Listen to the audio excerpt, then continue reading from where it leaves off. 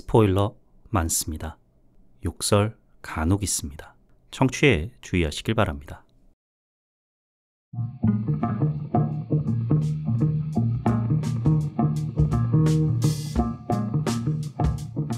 콘텐츠 대홍수 시대, 요즘 뭐 보시나요?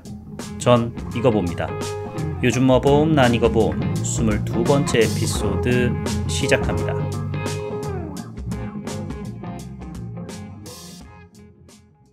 안녕하세요. 요즘 뭐 봄, 난 이거 봄, 요봄 난 봄의 진행자 롤린스입니다. 데드풀과 울버린이 개봉 2주차 만에 북미 누적 수익 3억 9천만 달러, 한화로 대략 5,200억 원 정도로 북미에서 역대 R등급, 우리나라로 치면 청소년 관람 불가 등급이죠. 흥행 수익 1위를 20년 만에 갈아치웠다고 합니다.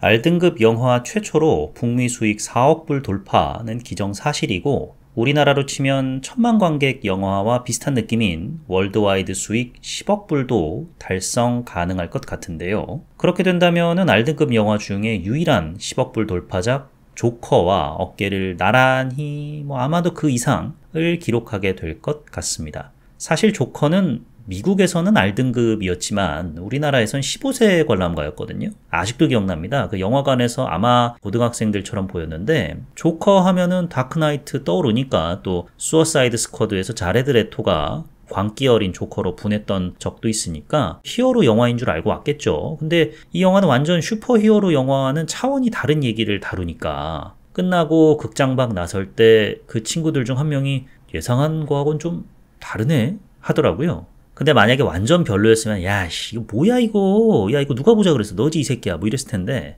이 친구들도 아는 거죠. 야 이거 우리 예상이랑 완전 다르긴 한데 물건은 물건이다. 이 물건은 물건의 속편 조커 폴리아되가 곧 개봉을 앞두고 있는데 전편 못지않게 어마무시한 에너지를 뿜어내길 바랍니다. 여튼 조커가 우리나라에서만 15세였을 리도 없을 테니 어느 정도 이런 환경에 힘입어서 10억 불을 넘지 않았나 싶습니다. 데드풀과 울버린은 워낙 F워드가 많이 나오기도 하고 유혈이 낭자하고 사지가 도륙이 나고 아작이 나니까 조커보다는 더 많은 나라에서 청불 등급을 받지 않았을까 싶습니다. 진정한 R등급 영화다라고 말할 수 있을 것 같은데, 그렇다면 10억 불 돌파 의미가 좀 남다르겠죠. 그럼 2004년에 개봉해서 무려 20년 동안이나 북미 R등급 흥행 수익 1위를 기록했던 작품이 뭐냐? 바로 멜 깁슨 감독이 연출한 패션 오브 크라이스트입니다. 북미에서만 3억 7천만 불을 벌었다고 합니다. 참고로 전 이 작품 아직 안 봤습니다. 극장에서 보고 싶어서인데요. 언젠가 극장에서 재개봉한다면 그때 보려고 합니다. 꼭 극장에서 보고 싶습니다. 제가 개봉 당시 극장에서 꼭 봤어야 했는데 하면서 후회하는 작품이 딱 3편 있어요. 그중 첫 번째가 패션 오브 크라이스트인데, 왜냐하면 다음 2편도 마찬가지지만 넓은 화면, 음향시설, 몰입할 수 있는 구조와 같은 극장의 환경적인 요인 때문이 아니라 관람 문화 때문에 그렇습니다. 관객들의 반응 때문이랄까요? 나도 그 반응을 목도하고 싶다 같은 호기심적인 요소가 큽니다. 저도 전에 듣기만 한 건데 패션 오브 크라이스트 국내에 개봉했을 때 개신교 신도들이 그렇게 단체 관람을 갔대요. 그래서 극중에서 예수님이 박해당하는 장면만 나오면은 무슨 기도회 온 것 마냥 온 극장에 아멘 할렐루야가 울려 퍼졌다고 합니다. 정말 진귀한 광경이었을 것 같은데, 거기 한복판에 제가 앉아 있었다면 새로운 체험을 했을 것만 같아요. 그래서 그 체험을 못해서 아쉽습니다. 두 번째 작품은 바로 양우석 감독의 변호인입니다. 세법 전문 송우석 변호사가 부산에서 벌어진 항림 사건을 맡게 되면서 인권 변호사로 거듭나는 이야기를 다룬 영화인데, 고 노무현 대통령의 실화를 모티브로 제작됐죠. 이 작품 역시도 극장 내에서 우는 분들이 참 많았다고 합니다. 아마 지지층 혹은 팬층이 매우 넓고 두꺼운 분이라 그랬던 것 같은데, 특이한 점은 울음이 좀 산발적이었다는 거예요. 우리가 흔히 영화를 보면서 언제 웁니까? 딱 봐도 울어야 되는 장면에서 울잖아요. 주인공이 희생을 한다거나 비극적인 최후를 맞이한다거나 아니면 사랑하는 사람과 재회를 한다던가 이런 식으로 정해져 있는데, 들은 얘기로는 어떤 상영관에서는 변호인 그냥 시작하자마자 송강호 배우가 맡은 송우석 변호사가 바카스 들고 선배 변호사 찾아갈 때부터 울음소리가 흘러나오더라. 국밥 먹는 장면인데 누가 흐느끼더라. 뭐 이런 얘기들을 전해 들었는데 이 또한 참 어느 한 단어로 설명하기는 힘든 관람 경험을 안겨다 주었을 것 같습니다. 세 번째 영화는 동명의 웹툰 원작 영화 김수현 배우 주연의 은밀하게 위대하게입니다. 이 영화가 개봉했을 시점이 2013년으로 한창 김수현 신드롬이 일어났을 때인데 드림하이로 눈도장 찍고 도둑들로 잠재력을 선보이더니 해를 품은 달로 시청률 40%를 찍으면서 아니 2013년이어도 수목 드라마였을 거예요. 수목 미니 시리즈가 시청률 40 찍기 쉽지 않거든요. 근데 찍었어요. 그래서 잠재력을 폭발시킨 뒤에 은밀하게 위대하게로 신드롬을 일으켰죠. 은밀하게 위대하게도 한 600만, 700만 관객이 들었던 걸로 기억을 하는데 그 다음에 별에서 온 그대로 정점을 딱! 야, 이거 다시 읊어보니까 정말 김수현 배우 뭐 지금도 대단하지만 10년 전에는 정말 무서웠네요. 예. 신드롬이 한창일 때 개봉했던 작품이라 극장이 콘서트장을 방불케 했다는 썰들이 되게 많았습니다. 극중 설정이 바보인 척하는 난파 간첩이잖아요. 대외적으로는 헤헤 거리면서 바보 행세하다가 집에 돌아오면은 자기 방에서 계속 이렇게 수련하고 정보를 취합하는 장면이 나오는데 상타를 딱 하거든요. 그때 여성 관객들의 환호성이 쏟아졌다고 합니다. 왜 마블 영화 보는 해외 관객들 반응 보면은 뭐 누구 등장할 때마다 환호성을 지르고 함성을 내지르고 뭐 하잖아요. 그런 분위기가 벌어졌다라고 하던데 그래서 이건 확인되지 않은 인터넷에 그냥 돌아다니는 뻘글인데 여성 관객들이 김수현의 미모, 또 박기웅, 이현우 등 미남 배우들의 외모에 스스럼 없이 감탄하는 모습에 내가 감명을 받았다. 그래서 나도 극장 안에서만큼은 솔직해지기로 했다. 해서 은밀하게 위대하게 이채영 배우가 나옵니다. 배우 지망생이었나 뭐 여튼 노출 있는 화려한 의상을 입고 나오는데 이 영화에 가슴골이 클로즈업 되는 장면이 나와요. 그거를 이제 김수현이 보다가 흠칫 놀래는 그런 장면이 나오는데 그때 이 글쓴이가 나도 뭐 여성 관객들처럼 솔직하게 이야 와우 를 큰 목소리로 극장에서 내뱉었대요. 내뱉자마자 주변 여성 관객들이 나를 쳐다보더라. 경멸의 눈빛이었다. 영화 끝나고 나가는데도 나를 보며 저 사람이지? 라며 수근수근 대더라. 라는 내용의 글이었습니다. 믿거나 말거나. 근데 이 글 내용을 바탕으로 지금까지도 회자되는 SNL 레전드 클립 중 하나죠. 민교의 난이 만들어졌어요.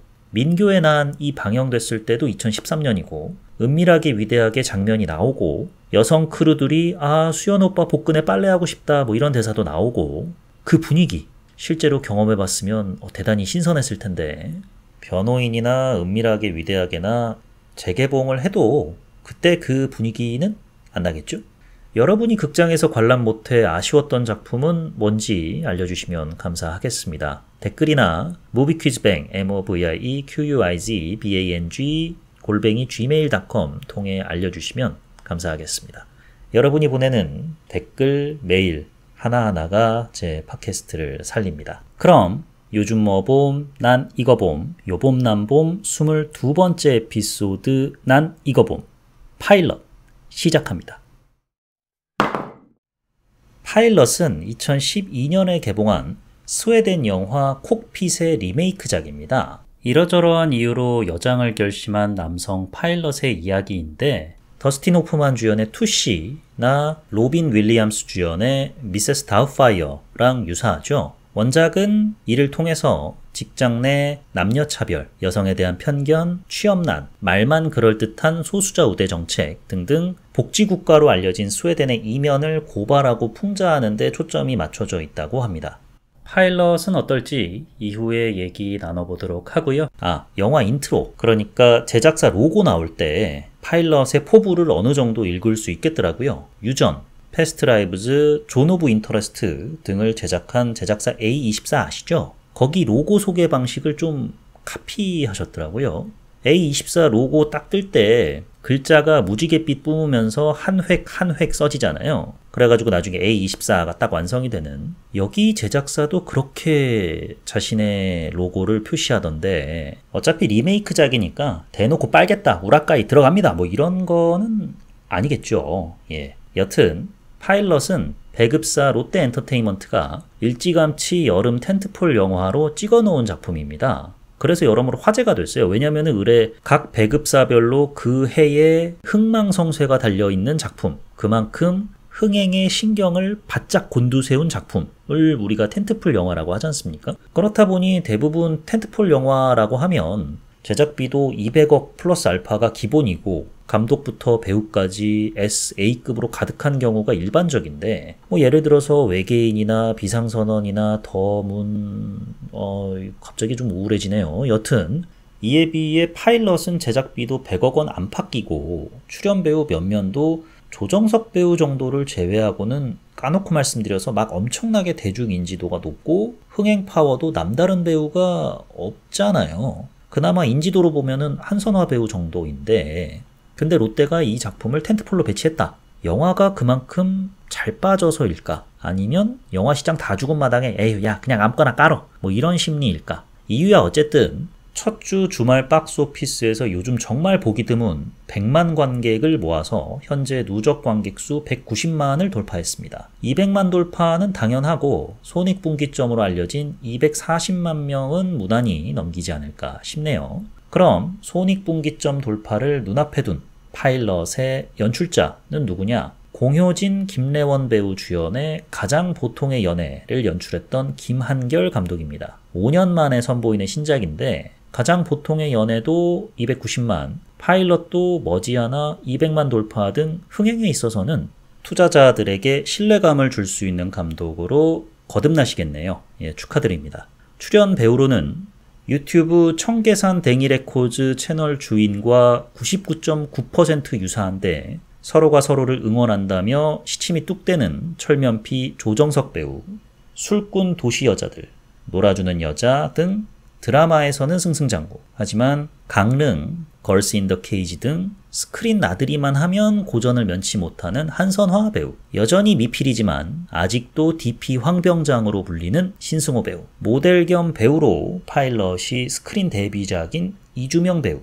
이 외에도 현봉식, 서재희 특별 출연으로 유튜브 빠더니스 채널의 문상훈, 유느님, 유재석, 그리고 샤넬과 에르메스에 대한 사랑을 공공연히 밝혔지만 코치 광고 들어오니까 예전부터 코치를 좋아했다 라고 말씀하신 가짜의 삶 조세호 씨까지 출연합니다. 그럼 줄거리 요약 시작해 보도록 하겠습니다. 영화는 스타 파일럿 한정우, 조정석 배우가 맡은 역할인데요. 한정우의 인기를 소개하면서 시작합니다. 공군사관학교 수석 졸업 출신으로 졸업하자마자 대형 항공사에서 서로 모셔가려 한 인재입니다. 수려한 외모에 유쾌한 입담 이런 것들이 더해져서 명사로 거듭납니다. 공군사관학교 총 동창회를 가면 선배고 후배고 다 한정우한테 달라붙어가지고 인사를 나누려고 하죠. 그러다가 후배 서현석, 신승호 배우가 맡은 역할인데 서현석이 아유 선배님 제가 이번에 선배님 계신 한국항공으로 이직 좀 해보려는데 어떻게 잘 좀 봐주십시오. 예, 한국항공 실세 노상무님 라인이시라고 들었는데 어떻게 이렇게 아부를 하니까 한정우가 야 뭐 라인이야 그런 거 없어. 그런 거 신경 쓸 시간에 실력을 길러 임마 라고 하죠. 그때 마침 뉴스가 하나 터집니다. 한국항공 사내 성희롱 파문이란 제목으로 녹취록이 하나 공개가 되는데 노상무, 현봉식 배우가 맡은 역할인데 이 인간이 신입사원 회식 자리에서 신입 승무원들을 상대로 외모 품평을 하는 내용입니다. 뭐라 하냐면 야 승무원들 외모가 저래서 되겠어? 뭐 이런 말을 합니다. 회식 분위기 곱창 나죠. 그때 한정우가 알고 보니 라인 맞아요. 분위기 수습해 보겠다고 아유 우리 상무님 많이 취하셨다. 에? 아이 그리고 요즘 그런 말씀 하시면 안 돼요. 자 앉으시고 이 분위기 어떡할 거야. 자 앉으시고 자 짠하시죠 하니까 뭐 임마 옆에 앉은 저 신입 여자 조종사들이 홀 났구만 하면서 이런 쓰레기 멘트를 이어갑니다. 그러니까 한정우가 분위기를 수습해 보겠답시고 아유 우리 승무원들 그 비행하느랴 이렇게 고생하는데 이 정도 외모면 훌륭하죠. 아유 꽃다발이잖아요 꽃다발. 응? 이렇게 얘기를 합니다. 여기까지가 녹취록의 내용인데 바로 난리가 나죠. 처음에는 비난의 화살이 노상무에게 집중이 되지만 이내 한정우에게도 불길이 번집니다. 노상무는 재벌이니까 자숙하다가 복귀하면 그만인데 한정우는 제 아무리 스타 파일럿이어도 그럴 수가 없죠. 되려 명사라는 타이틀이 독이 돼서 나락으로 갑니다. 회사에선 잘려요. 그간 자기 커리어에만 너무 집중한 나머지 가정에는 소홀했습니다. 한정우가. 이런 한정우의 모습에 정남이가 떨어졌던 아내는 이제 나도 지쳤다 라고 하면서 이혼 통보를 합니다. 여기서 잠깐 신기했던 게 아내가 이혼 통보 후에 외출할 때 스타벅스 문구가 대놓고 보이는 텀블러를 들고 있더라고요. 롯데에서 만든 영화는 무조건 롯데 관련 식음료만 나오는데 맥주는 클라우드, 술은 처음처럼, 장은 롯데마트에서 보고 뭐 이런 것처럼요. 근데 스타벅스? 쥐들도 엔젤리너스 맛대가리 없는 건 아는 건가? 뭐 여튼 한정우가 개털이 돼서 엄마 집으로 짐 싸들고 갑니다. 집에는 여동생 한정미, 한선화 배우가 맡은 역할인데 여동생도 살고 있는데 뷰티 유튜버예요. 뭐 구독자는 그렇게 안 많고요. 한정우는 이제 뭐 생계를 이어나가야 되잖아요. 막막하니까 뭐 여기저기 다른 항공사에 취업해 보려 하는데 다 거절당합니다. 후배 서현석에게도 찾아가 전세가 역전된 상태죠. 야, 어떻게 너네 항공사 하네요. 한국항공의 자회사입니다. 약간 대한항공과 진에어 같은 관계라고 생각하시면 돼요. 거기에 자리 없냐? 라고 물어보니까 선배, 그 한국항공 성추문 때문에 여성 파일럿 위주로 이제 뽑을 거래요. 라는 이제 사내 분위기를 전하면서 근데 선배는 블랙리스트에 올라가지고 여기저기 해도 안 될걸? 뭐 이런 식의 얘기를 합니다.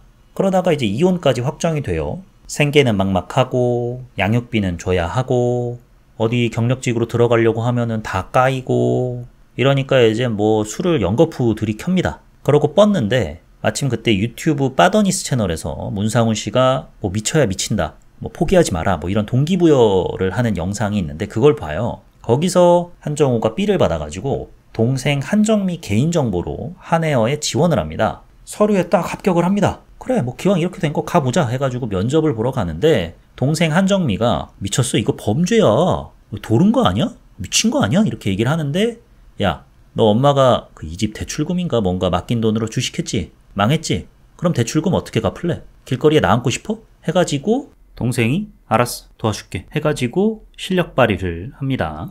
면접을 보러 가는데 사실 한정우는 며칠 전에 그 후배 서현석이 어느 정도 도움을 줘가지고 한에어 면접을 보긴 봤었어요. 근데 거기서 이제 자신이 연루됐던 성추문 때문에 뭐 쪽을 당하고 나왔는데 거기서 마주쳤던 면접관들을 불과 며칠 만에 다시 여장한 채 만나게 되는데 야, 저걸 어떻게 못 알아보냐? 하실 수 있는데 뭐 넘어갑시다. 여기까지는 넘어가야 돼요. 왜냐면은 여기서부터 딴지 걸기 시작하면 이 영화 못 봅니다. 그래서 온갖 진짜 생쇼를 한 끝에 부기장으로 합격을 하게 됩니다. 그렇게 한정우는 한정미로 변신을 해서 한에어 부기장으로서 비행을 이어나가게 되는 데에 과연 한정우는 정체를 들키지 않고 무사히 생계를 이어나갈 수 있을까요?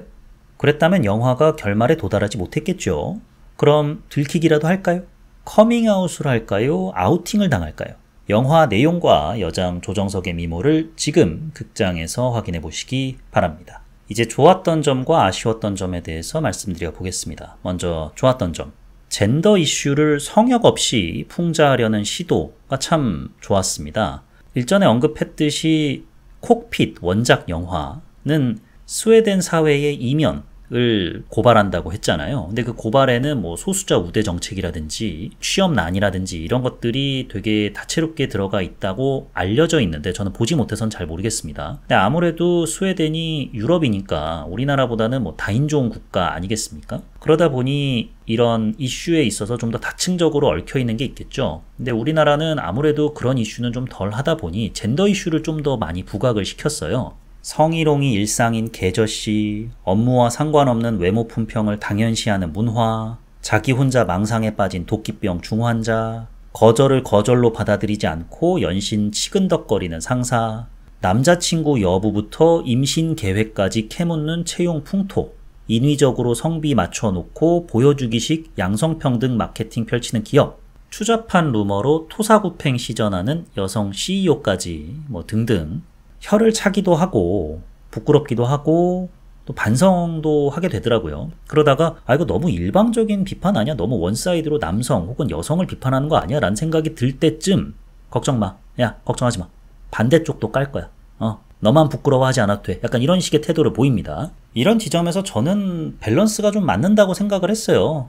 누가 봐도 현봉식은 계저씨고 서재희 배우가 맡은 현봉식의 누나 한에어의 CEO죠. 겉으로는 시대 흐름 조응한다면서 양성평등 마케팅을 펼치지만 속으로는 여성 인권이고 뭐고 난 모르겠고 한정미 내세워서 무주공산인 한국항공까지 자기가 먹으려고 하는 자기 야욕 채우려는 최종 빌런이잖아요. 한정미 관련한 한정미가 뭐 남자라더라 라는 루머를 덮으려고 그동안 회사 간판 모델로 내세웠던 윤슬기, 이주명 배우가 맡은 역할인데 윤슬기 관련해서 한정우를 좋아했는데 고백을 안 받아줘서 앙심 품고 담그려 했다더라 라는 루머를 퍼뜨리는, 그것도 되게 추잡하고 얘가 겉으로는 이성적인 척하지만 대단히 감성적인 사람이다 라는 식으로 사람을 완전히 매도시켜버리는 그런 루머를 퍼뜨리는 장본인이잖아요. 남녀 입장에서 공이 오늘날 젠더 이슈를 두고 갖고 있는 저마다의 불만을 어느 정도는 다 녹여냈다고 생각을 합니다.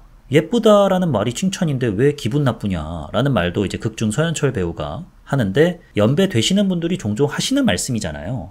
나는 내 업무 능력에 관한 평가만 듣고 싶지 외모가 내 직무와 무슨 연관성이 있냐, 그런 얘기 들으려고 회사 다니는 거 아니다. 맞는 말이잖아요. 또 반대로 내가 능력은 걸출한데 여자라는 이유로 선대 회장이 그룹 내에서 이제 상대적으로 한직인, 그러니까 LCC 항공사를 물려받은 누나가 성추문으로 고꾸라진 능력 없는 남동생을 제끼고 이 항공회사를 먹겠다 해가지고 펼치는 정책이 그냥 여성 파일럿의 비율을 전면적으로 그냥 인위적으로 50대 50으로 맞추겠다는 거잖아요. 그러기 위해서 너 남친 있냐? 임신 계획 있냐? 이런 대가리에 나사 빠진 질문들을 다른 면접관들이 던지는데 옆에서 그냥 듣기만 하지 않습니까? 묵인하고. 왜냐면은 자기가 그렇게 뽑은 사람들이 중간에 나가면 안 되니까. 그래서 신승호가 이런 말을 하잖아요. 아니 능력을 바탕으로 뽑아야지 왜 특정 성별로 뽑느냐. 이것도 맞는 말이잖아요. 하필 그 말을 여미새 신승호가 하는 게 블랙 코미디이긴 합니다만 그래도 본질을 꿰뚫는 얘기라고 생각은 합니다. 실제로 예전에 젠더 이슈를 주제로 MBC 100분 토론에서 토론을 진행했던 적이 있는데, 여성 할당제에 관해서 찬성하는 패널이 우리나라 대기업이었나? 아니면 그냥 기업이었나? 여튼 임원 성비가 남성에게 지나치게 편중되어 있다. 그래서 인위적이지만 어느 정도 숫자를 맞출 필요가 있다라고 얘기를 했는데, 나중에 청중 질문 시간 이런 거 있잖아요. 그때 여대생 청중 한 명이 그 얘기를 한 패널에게 그렇게 인위적으로 성비를 맞추는 정책을 시행하게 되면 내가 승진을 했을 때 누군가가 야, 쟤 할당제 그거 덕본 거잖아 라는 식으로 내 승진 성과에 의심을 품고 나의 성취를 갉아먹는 일들이 발생할 확률이 높다. 그런데 왜 이렇게 인위적으로 굳이 맞춰야 되느냐라고 반문을 제기했거든요. 이렇듯이 이 영화는 나름의 너무 얕지도 않고 깊지도 않게 한국 사회의 현실 혹은 모순점을 찝어내는 건 나쁘지 않게 해냈다고 생각합니다. 이거보다 좀 더 잘 해냈다면 좋았겠지만은 그건 쉽지 않으니까, 해냈으면 김한결 감독님은 그냥 바로 거장반열 올랐겠죠. 그 다음에 좋았던 점은, 아니다, 이건 좀 약간 인상 깊었던 점이라고 할까요? 호감도가 높은 배우일수록 웃음의 허들은 낮아진다 라는 것을 극장 내에서 조정석 배우를 보면서 느꼈습니다. 그간 여장 남자 혹은 남장 여자를 주인공으로 내세운 콘텐츠에서 숱하게 다뤄왔던 에피소드들이 이 영화에선 그대로 재현이 돼요. 치마 입은 채 쩍벌을 한다든지, 여장 남자 주인공에게 찝적대는 헌팅남이라든지, 생리현상에 따른 고충이라든지, 의상 체인지 쇼쇼쇼 등이라든지 좀 너무나도 익숙하고 뻔하죠. 네, 많이 봤던 거고, 조정석 배우가 고군분투하긴 하는데 영화 전체를 통틀어서 제가 빵 터졌던 건 딱 2장면이에요. 그 외에는 좀 키득키득도 잘 안 했었는데, 윤슬기하고 데이트는 아니죠. 같이 놀러 다니다가 마지막에 이제 소주 한잔 할 때, 그때 이제 수염 올라왔을 때랑 남자 화장실에서 쭈그려 앉아가지고 옷 갈아입을 때, 이걸 제외하고는 훤히 예측되는 뻔한 에피소드의 향연이라서 좀 시큰둥했는데 중년 여성 관객분들이 빵빵 터지시는 거예요. 웃음의 기준은 저마다 다르다지만 유독 중년 여성 관객분들이 빵빵 터지는 이유가 뭘까? 그리고 제가 평일 오후에 보러 갔는데도 극장이 가득 차진 않았지만 그래도 한 50%, 60% 정도 찼거든요. 이거는 조정석이라는 배우가 갖고 있는 호감 이미지 때문 아닐런지. 사람이 좋아 보이면 뭘 해도 예쁘니까. 진짜 이 인상이 무시 못하는 게, 제 아무리 잘생기고 예쁘고 유명한 연예인이라도 어떤 분들에게는 눈이 어쨌네, 코가 어쨌네, 입이 비틀어졌네, 키가 작네 등등 그냥 자기들만의 이유로 아유 난 저 사람 별로더라 라고들 하시잖아요. 특히 이제 어르신들이. 반대로 이 사람이 왜 좋냐, 웃상이라 좋다, 이런 경우도 많고요. 여담입니다만 코요태 김종민 씨 같은 경우가 예전에 무한도전에서 유재석은 모르는데 김종민은 아는 91세 할머니가 나오셨어요. 그래가지고 김종민 이름은 정확하게 모르는데 아유 이 친구는 내가 TV에서 봤어 하면서 웃상이어서 좋아 아유 이러시거든요. 근데 유재석 씨는 당신 TV 나오는 사람이 아유 좀 비켜봐 약간 이런 식의 얘기를 하시는데, 그런 것처럼 조정석 배우가 워낙 좀 전 세대에 골고루 호감인 배우여서 간만에 영화 보시는 분들도 진짜 극장을 1년에 한 번 가시는 분들도 계시지 않습니까? 요즘은 아마 더 많아졌겠죠. 뭐 이런저런 이유들로. 그래서 뭐 조정석, 뭐 좋지. 뭐 연기도 잘하고, 뭐 인상도 좋고, 좋지 하면서 이렇게 극장 나들이를 하시는 거 아닐까. 그리고 일단은 호감을 품고 극장을 찾았으니까 웃음의 허들도 좀 낮아지신 채로 좀 일단은 열린 자세로 영화를 보게 되신 거 아닐까. 그 덕에 온 가족이 이 휴가철에 편안하게 볼 수 있는 영화로 파일럿이 좀 인식된 경향이 있는 것 같아요. 개봉 초반에 흥행 성적이 그래서 높은 건 아닐지. 마치 차태현 배우가 한참 전성기일 때 차태현 영화는 편안해서 보기 좋다 해가지고 온 가족이 보러 가고 했었잖아요. 역시 여전히 배우 이미지라든지 뭐 호감도 이런 것들이 영화의 선택 기준, 뭐 흥행 기준에 있어서 큰 영향을 끼친다. 거기다 장르가 코미디야. 그럼 땡큐죠. 이런 거 아닐까 싶습니다. 저 같은 경우는 그래서 조정석 배우가 코미디 연기를 펼칠 때보다는 오히려 다른 배우들의 코믹 연기가 더 빵빵 터지고 눈에 들어오더라고요. 특히 한선화 배우랑 신승우 배우의 그 찰진 리액션이 정말 돋보였는데 한선화 배우는 늘 맡아왔던 그 역할을 그대로 선보입니다. 푼수, 백치미 그 캐릭터를 그대로 선보이는데 이 코미디 영화에서 작정하고 판을 깔아주고 놀아보라고 하니까 이게 부담이 될 법도 한데 제 역할을 톡톡히 해냅니다. 그냥 톤이랑 표정이 사기예요.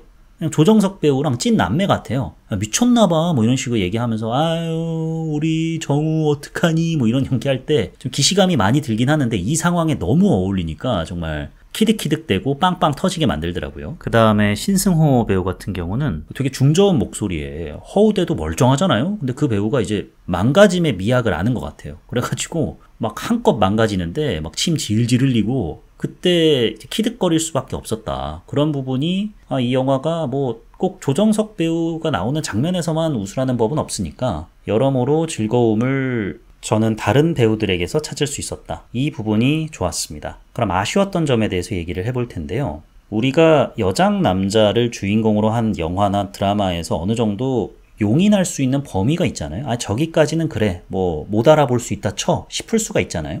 근데 이 영화는 그 범위를 아득히 넘어버립니다. 근데 그 아득히 넘어버리는 데 있어서 주인공이 그냥 자발적으로 폭주를 해요. 날 좀 보소, 날 좀 보소, 여러분 저 여장 남자입니다. 말만 안 했지 대놓고 자신의 정체가 들키든 말든 신경 안 쓰는 태도를 갖고 있습니다. 본인의 명예보다는 일단 생계를 위해서 여장 남자를 결심한 거잖아요. 여동생 명의로 지원을 했어. 서류 합격했어. 본 모습으로 만났던 면접관을 며칠 만에 다시 만났는데 그 사람들이 날 못 알아봤어. 여기까지는 이해할 수 있습니다. 영화가 일단은 진행되어야 하니까 뭐 그럴 수 있다 치는데 그러면 어떻게든 정체를 안 들키려고 고군분투를 해야 될 거 아닙니까?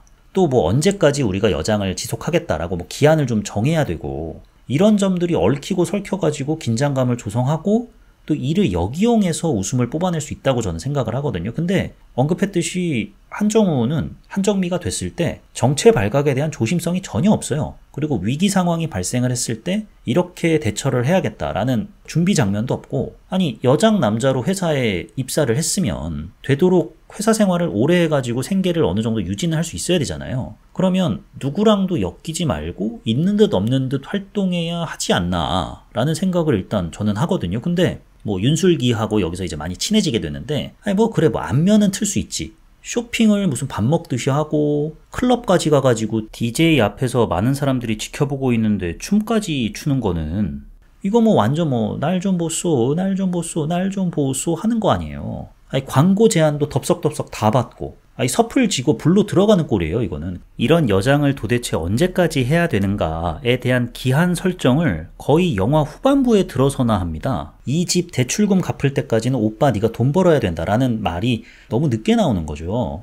뭐 차라리 지나치게 보수적으로 행동을 해서 되려 의심을 사거나 이것도 한국 회사 문화를 풍자하는 용도로 저는 쓸 수 있다고 보거든요. 일만 잘하면 되는데 그만인데 사회생활이 어떻고 하면서 뭐 남들한테 필요 이상으로 신경을 쓰는 그리고 남들 눈치 보는 그런 풍토 아니면은 뭐 꼰대들이 나 한정미 씨가 회식 안 가면 안 가 뭐 이래갖고 내가 이 의구심을 떨쳐내야겠다 해서 용기를 냈다가 정체 까발려질 위기에 처한다거나 뭐 이런 식으로 스토리가 전개됐더라면 이해라도 했을 거예요. 자의가 아니라 타의에 의한 거니까. 아니 한정미로 한껏 유명해진 상황에서 여장 차림 그대로 입은 채 포장마차에서 소주 까면서 걸걸한 목소리로 엄마한테 전화하는 것도 그렇고 집 앞까지 찾아온 윤슬기를 집 안으로 데려오는 것도 그렇고 도대체 왜 저렇게 화를 자초하는가 라는 생각이 드는 거예요. 그래서 이 영화가 코미디 장면을 구상을 할 때 일단 웃긴 상황부터 먼저 떠올렸구나 라는 생각이 들더라고요. 조정석 수염 올라오면 웃기겠다 해놓고 그러면 수염 올라오는 걸 어떻게 구상을 하지? 뭐 이렇게 생각을 한 거죠. 그리고 야, 술 취한 남자가 조정석한테 찝적대면 웃기겠다 라고 해놓고 이제 클럽 장면을 우겨낸 거고, 그러니까 상황 자체가 그냥 웃긴데 거기서 어떻게 유머를 뽑아낼까를 생각을 해야지 일단 산발적으로 터지는 장면들만 구상을 하고 거기에다가 상황을 밀어넣으니까 약간 아이러니한 상황들이 반복이 되는 거죠. 쿠키 장면도 그래요. 쿠키 장면에서 이제 강하늘 배우가 나오지 않습니까? 웃겨요. 강하늘 배우가 여장을 한 채로 막 쑥스러운 채 이게 뭐예요? 라고 하는 그 표정이 웃기긴 웃긴데 이게 가만 생각해보면 그 대사를 통해서 알 수 있듯이 이제 한선화가 좀 나름 굵직한 뷰티 유튜버가 돼가지고 실버 버튼을 받았다는 거잖아요. 그러면 나름 영향력이 조금은 생겼다는 거 아니겠습니까? 근데 거기에 이제 남자가 출연을 해서 저도 좀 여장을 해보려고 하는데요. 뭐 거기까지는 뭐 그래 오케이. 근데 그 사람의 사연이 내가 언더커버 형사로 작전에 투입되는 거래. 근데 여자로 좀 여장을 해가지고 언더커버의 성공률을 높이고 싶어 한대요. 아니 그런 놈이 무슨 대놓고 유튜브 방송에 나와. 이게 말이 안 되잖아요. 그냥 야 강하늘이 여장하면 웃기겠다 라는 생각을 하고 그 다음에 야 그저 뭐 한선화 그 채널에 나와 그럼 되겠네. 그러면 뭐 여장할 수 있잖아. 오케이 콜. 이런 거 아닐까 싶은 거예요. 이런 유머 작법이 아이 도대체 저 주인공은 저 캐릭터는 왜 저렇게 행동을 하는 걸까? 왜 자꾸 날 좀 보소를 할까? 에다가 야 어떻게 도대체 저러는데도 못 알아보냐? 라는 의구심을 이게 그게 설정이 알아서 또 키워줍니다. 알아서 낳고 알아서 키우고 지 혼자 북치고 장구치고 다 해요. 여장 남자 캐릭터를 다룬 영화에서 흔히 나오는 반응이 야 저거 딱 봐도 남자구만 혹은 야 저걸 어떻게 못 알아채냐 뭐 이런 거잖아요. 근데 그거는 우리가 그 배우의 본 모습을 잘 아니까 보이는 반응이라고 저는 생각을 합니다. 뭐 전청조를 보면서 야 저걸 어떻게 속아 싶지만은 당시에 속았던 사람이 한둘이 아니었다잖아요. 그러니까 작정하고 속이려 들면 모를 수도 있겠다 싶어요. 근데 한정우 파일럿의 높은 지명도를 설명하는데 초반 10분을 할애했잖아요. 나락 갔을 때도 한정우 본인 입으로 내 신상 다 퍼졌어 라고 얘기를 합니다. 얼굴 다 팔린 사람이 화장한다고 몰라봐? 라는 의구심을 영화가 먼저 던져주는 거예요. 아니, 초반 10분 동안 그 인터넷 반응을 되게 공들여서 연출을 했거든요. 되게 귀엽기도 하면서도 이해하기 쉽게 연출을 했어요. 그런데 그 뜨거운 인터넷 반응이 한정미가 유명해졌을 때는 왜 아무런 반응을 보이지 않는가? 반응을 보여도 왜 이렇게 늦게 보이는가? 신승호와도 너무 일찍 기장과 부기장으로 만나요. 아니, 다른 사람은 몰라도 너는 알아봐야 하지 않아? 라는 생각이 바로 드는 거의 유일한 인물이니까 국내 항공업계 사람들도 못 알아본다는 게 의아한데 신승호까지 못 알아봐? 아니, 뭐 하긴 뭐 엄마도 몰라보는데 뭐 괜한 딴지를 거는 것 같네요. 근데 한정미가 초래한 하지만 어쩔 수 없는 정체 발각 위기로 나름의 긴장감을 높인 유일한 에피소드가 신승호랑 두 번째 비행할 때 비행기가 추락하려고 하잖아요. 그때 자꾸 뭐 신승호가 뭐 기장인 내가 다 할 수 있다. 나한테 맡겨라. 뭐 나한테 매뉴얼 있다. 이러면서 막 대처를 하는데 대응이 엉망이고 이대로면 다 죽게 생겼으니까 한정우가 신승호 죽박 날리고 한정우 원래 본인 목소리로 승객들에게 위기 상황을 알리는 방송을 하잖아요. 승객 여러분 지금 우리 비행기는 뭐 이런 식으로 얘기를 하잖아요. 뭐 죽게 된 마당에 목소리 변조를 어떻게 합니까? 뭐 충분히 이해가 돼요. 결국 뛰어난 비행술로 모두를 구하고 한정미는 영웅이 되죠. 근데 몇몇 승객들이 부기장 목소리가 남자 같았다라고 진술을 하지만 모두가 패닉 상황이었으니까 헷갈린 걸로 몰아가는데 결국 이때 일이 불씨가 되어서 위기를 초래한다. 뭐 원작은 안 봤지만 아마 원작에 있는 내용이겠죠. 아주 그럴듯해요. 폭주하는 주인공이 아쉬웠다. 좀 보수적으로 행동해야 하는 거 아니냐랑 설정 자체가 어떻게 못 알아보냐라는 의구심을 제기한다. 이 둘을 한꺼번에 잠재울 수 있는 방법이 바로 여기에 있어요. 극 초반에 정체 안 들키고 일에만 집중하는 한정미를 딱 보여줬다가 주변에 이제 개저씨들이 한정미 씨 우리한테 거짓말하고 있지? 그러니까 네? 어떤? 우리한테 뭐 속이는 거 있잖아. 우리 다 알고 있어. 그냥 털어놔. 무슨 말씀 하시는 거예요? 맨날 칼퇴근하는 게 집에 대체 누굴 숨겨둔 거야? 남자친구인가? 아님 남편? 하는 이런 뭐 개저씨 보여주고 나 한정미 씨가 회식 가야 소고기 쏠 거야 뭐 이런 거 나오고 이럴 때 이제 회사 간판 파일럿 윤슬기가 착착하시죠. 뭐 이런 대사 나와서 한정미가 어머? 되게 멋진 동료다 라고 하는 거죠. 그렇게 해서 어느 정도 안면을 터요. 그런 다음에 추락사고가 벌어집니다. 영웅이 됐어요. 잠깐만. 이거는 내가 원하던 게 아닌데 나 이렇게 관심 받으면 안 되는데. 이 와중에 이제 서재희 CEO가 잠깐만 야 쟤 저거 한정우 아니야? 라고 이제 눈치를 채는 거죠. 그래서 한정미 그러니까 한정우에게 딜을 제안하는 겁니다.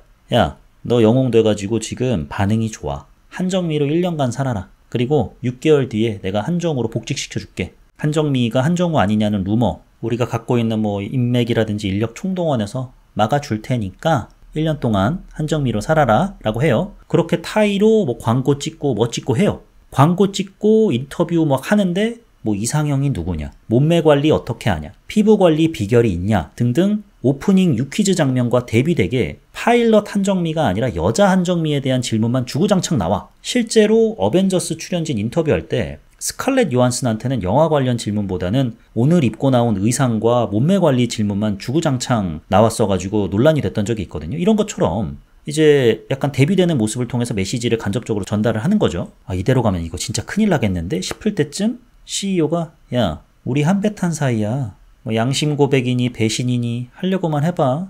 위약금 폭탄 맞을 준비나 해. 그럼 뭐 이런 식으로 협박도 당해요.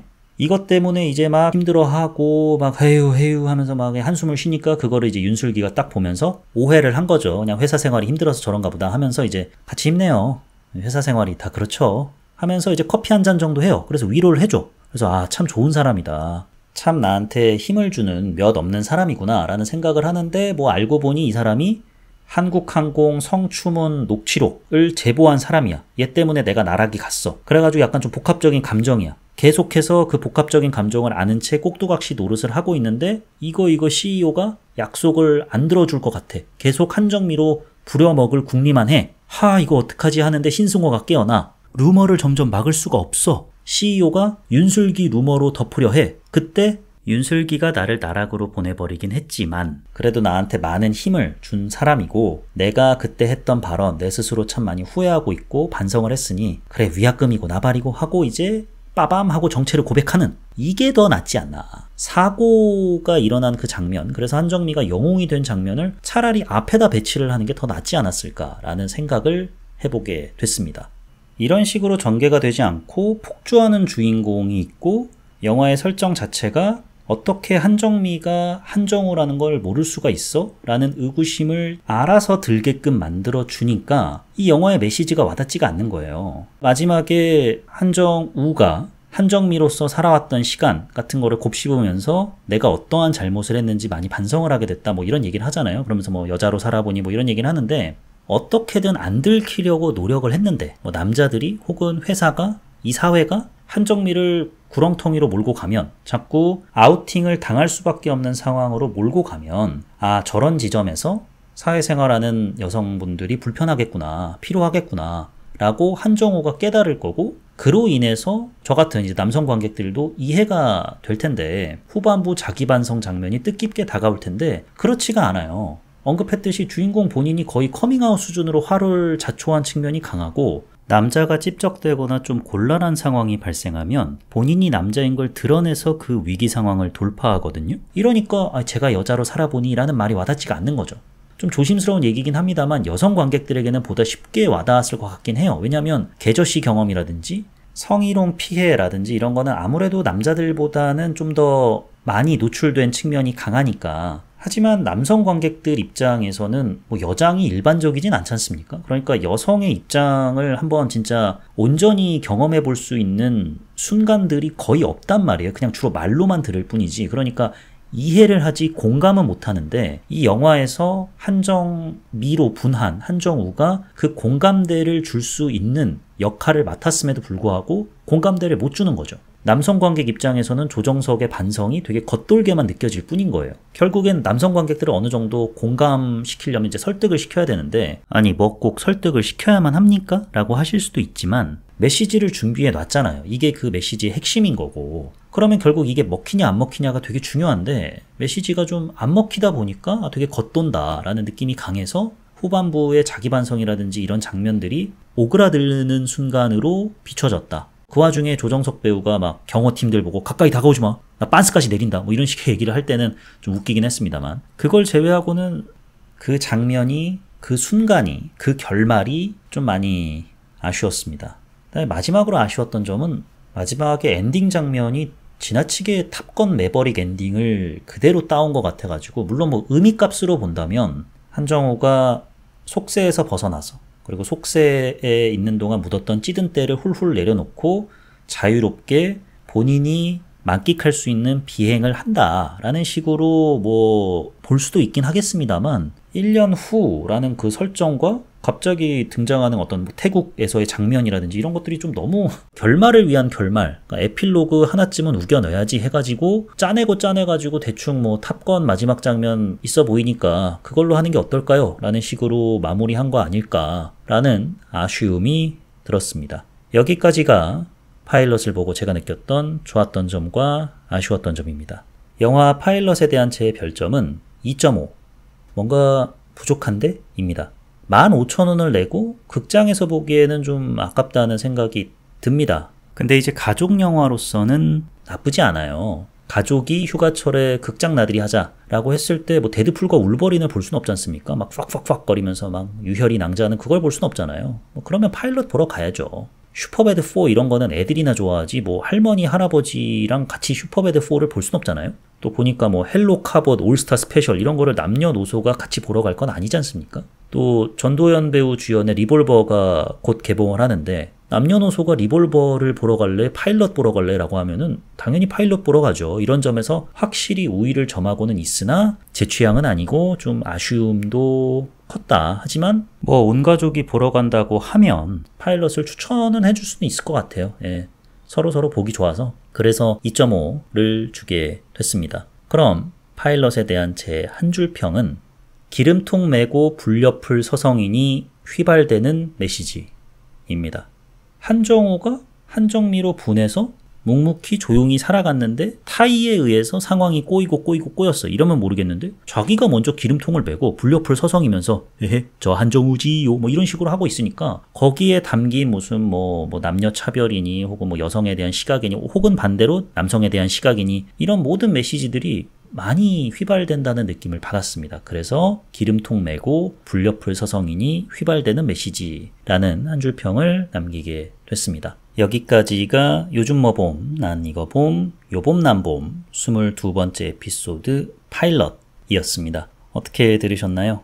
제 팟캐스트에 대한 가감없는 리뷰 부탁드리겠습니다. 다음 에피소드는 원래는 OTT 컨텐츠를 다뤄야 되는데 마땅한 게 없기도 하고 또 여러분들이 메일을 안 보내주셔가지고 아닙니다. 그래서 이제 극장 개봉작을 하기로 했어요. 8월 7일인가요?에 개봉하는 무례한 오승욱 감독의 신작 전도연 배우 주연의 리볼버를 다뤄보도록 하겠습니다. 이번에 또 무례한의 또 히로인 전도연 배우와 함께 신작을 찍었다고 하시니까 여러모로 기대가 되는데 어떨지 곧 확인을 해보고 찾아뵙도록 하겠습니다. 지금까지 저는 요즘 뭐 봄, 난 이거 봄, 요봄 난 봄 진행자 롤린스였습니다. 들어주셔서 대단히 감사합니다.